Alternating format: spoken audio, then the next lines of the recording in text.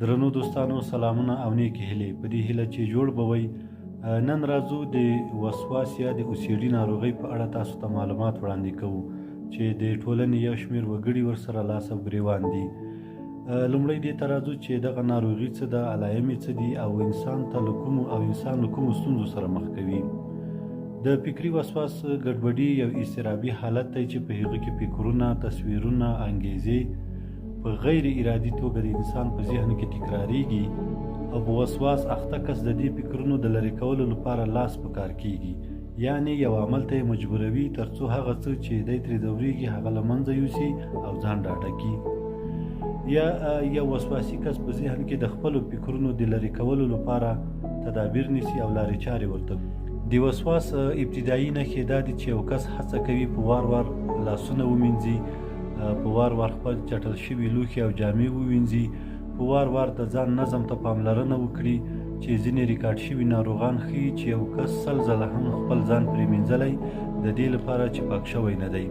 کله کله په وسواس اخته ناروغ د شاوخوا چاپیریال ټول سامان راټولولو باندې اخته کیږي، د خپل اوسېدو ځای یا په کور کې سامانونه او توکي ځای په ځای کوي او په وار وار سره یې سموي. همدا ډول هره ورځ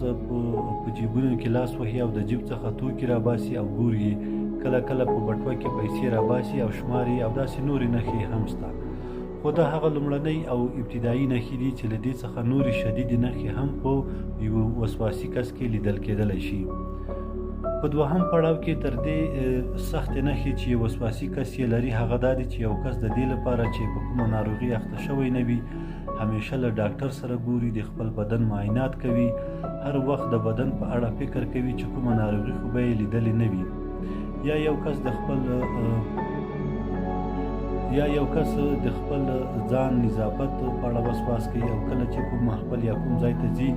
غار په وار ارزیابي کوي چې دته کومه ستونزه نه پیدا شوې او د خلکو له پامه بد معلوم نشي. خو په دې ټولو کې تر ټولو شدید وسواس چې د هغه مذهبي وسواس دی. لکه څنګه چې مو یادونه وکړه یو کس په مذهبي برخه کې وسواس لري او سوچونه کوي. مذهبي وسواس یو کس د خدای د شتون او نشتون په اړه سوچونو ته هڅوي، لمونځ کوي، له ځانه سره فکر کوي چې ګواکې لمونځ به یې قبول شوی نه وي او بیا له سره لمونځ کوي او په ځینې حالتونو کې فکر کوي چې اسلام څخه وتلی دی او کافر شوی دی. دغه په مذهبي وسواس اخته کس له یو لوري په اسلامي ارزښتونو باندې شک کوي او له بل لوري په دې ځورېږي چې ولې دته دغه ډول فکر ذهن ته راغلی دی چې په دې وخت کې د دې لپاره چې له دې حالت څخه ځان وباسي نور هم دیندارۍ ته مخه کوي او فکر کوي چې په دې سره به دی سم شي. یا ځینې وخت د خدای، پیغمبر او نور مقدسو خلکو او ځایونو په اړه توهینامیزه فکرونه په ذهن کې ګرځي راګرځي.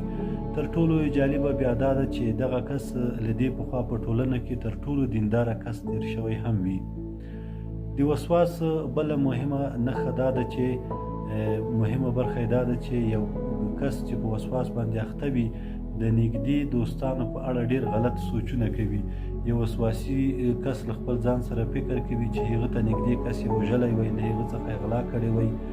کوم غلط کار او غلطه معامله یې ورسره کړی وی. او تر ټولو خطرناکه بیا مسله دا ده چې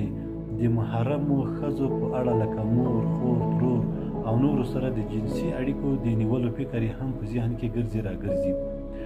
خو کله چې دغه فکر ذهن ته ورشي بیرته بیا د ګناه احساس کوي او له دې ځورېږي چې دا فکر دته ولې پیدا شوی دی او داسې نور. په دغه وسواس او مذهبي وسواس کې تر ټولو بد اړخ یې دا دی چې ناروغ کس د خپل دغه حالت له نورو سره له شرمه نشي شریکولی او حتی په ځینو وختونو کې له ډاکټرانو څخه هم دغه خبرې پټې ساتي.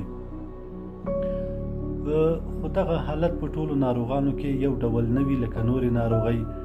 ناروغۍ ته په کتو په ځینو کې توپیر کوي.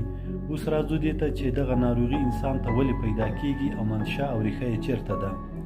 تر اوسه پورې ډاکټرانو د دې ناروغۍ په اړه پوره علتونه نه دي معلوم کړي چې له کومه ځایه پیدا کیږي.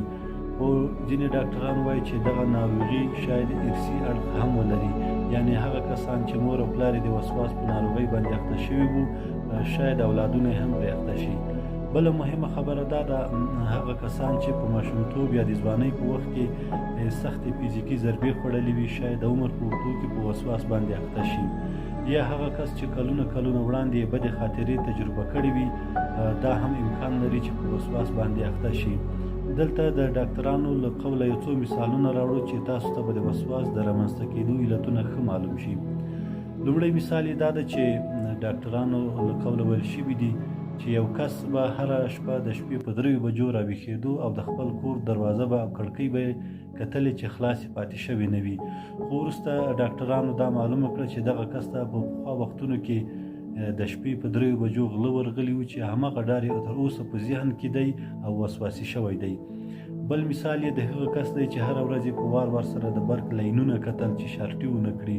خو وروسته ډاکټرانو معلومه کړه چې په ماشومتوب کې د برېښنا سویچونو کې ګوتې وهلې وې او برق شاټي کړی و او کوټې اور اخیستی و، چې اوس هم هغه ډار د ده په ذهن کې دی او وسواس ورته پیدا شوی چې هره ورځ باید دی د کور لاینونه وګوري. یعنی که په ټوله کې ووایي چې OCD یا وسواس د تیرو ناخوالو له امله چې انسانان تجربه کوي د هغو څخه رامنځته کیږي او یا په فزیکي ضربې خوړلې وي یا په ذهني لحاظ شکنجه شوي وي. خو دا داسې نه ده چې یو کس باندې نن ورځ کومه بده پیښه تېره شوي او سبا باید د وسواس په ناروغۍ باندې اخته واوسي. کیدای شي په یو انسان کې د بدې خاطرې له رامنځته کېدو وروسته 20 کاله وروسته هم د وسواس ناروغۍ اخته شي، خو سرچینه یې هماغه 20 کاله پخوانۍ موضوع ده. درېیمې برخې ته راځو، هغه دا ده چې څنګه کولی شو د جبري وسواس مخه ونیسو او د تل لپاره له دې ناروغۍ څخه ځان خلاص کړو. که چیرې غواړو په خپل ځان کې او دا وړتیا وینو چې له وسواس سره مبارزه وکړو نو دا لارې چارې باید موږ تاسې عملي کړو. لومړی دا چې په دې ډول حالت کې انسان باید خپل ځان وپېژني چې ناروغ شوی دی او د دې ناروغۍ د له منځه وړلو لپاره باید لاس په کار شي، ځکه چې د خلکو لویه ستونزه دا ده چې په دې هم لا نه پوهېږي چې دی ناروغ دی. دوهمه دا ده چې هغه پیښې حوادث ناخوالې چې په فزیکي یا په ذهني لحاظ انسان ورسره مخامخ شوی وي هغه باید راوپلټل شي او په یاد راوړل شي او له مسلکي ډاکټر سره مشوره پرې وشي، ځکه چې دا د ناروغۍ په تشخیص کې ډېره مهمه رول لري. دریمه دا چې وسواسي موضوعاتو سره باید ذهني مقابله وشي، ځکه یو څوک وار سره لاسونه پرېمینځي باید د لاسونو مینځل کم کړي او یا یې دومره په پوره ډول که چیرې په پوره ډول ودرولی شي خو لا ښه ده. او په ځانګړې توګه په مذهبي وسواس کې یو څوک چې په ځان شک لري چې د اسلام خپلې عقیدې څخه وتلی دی او د دې کار لپاره په وار سره نوره دینداري هم کوي چې ګوندې بیرته اصلي حالت ته راشي، دغه کس ته هم دا سپارښتنه کیږي چې خپله دینداري او زیاته هغه څه چې مخکې پخوا ده کول راکم کړي، ځکه دا حالت یې نور هم ځوروي. څلورمه خبره دا ده چې په ټوله کې له یو مسلکي ډاکټر سره یا ارواپوه سره خبرې وشي او په مسلکي ډول دغه ستونزه له منځه لاړه شي، او هغه کسان چې په هغوی کې د وسواس ناروغي لیدل کیږي له هغوی سره مرسته وشي او د درملنې لپاره ډاکټر ته بوتلل شي. نو دا به د وسواس په اړه لنډ معلومات چې له تاسو سره شریک کړل، په دې هیله چې تاسو ته ګټور تمام شوي وي. په آخر کې له تاسو څخه مرسته غواړو چې د نورو ویډیوګانو د کتلو لپاره زموږ د ارواپوهنې او علمي معلوماتو چینل سبسکرایب کړئ ترڅو راتلونکي ویډیوګانو څخه تاسو هم برخمن شئ. نو دا و د وسواس په اړه ناروغي چې په لنډه توګه یې بیرته بیا تکراروم. وسواس یا OCD هغه ناروغي ده چې یو انسان په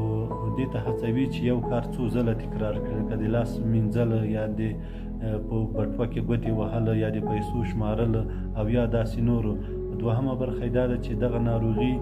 له دې رامنځته کیږي چې یو انسان په پخوا وختونو کې سختې شدیدې ضربې خوړلې وي، هغه که په فزیکي لحاظ وي او په ذهني لحاظ وي. او دریمه دا ده چې له دې سره د مبارزې لار بیرته د فکر جوړول دي، له ډاکټر سره مشوره ده، له ارواپوه سره مشوره ده. نو په دې هیله چې د وسواس یا OCD په اړه تاسو ته معلومات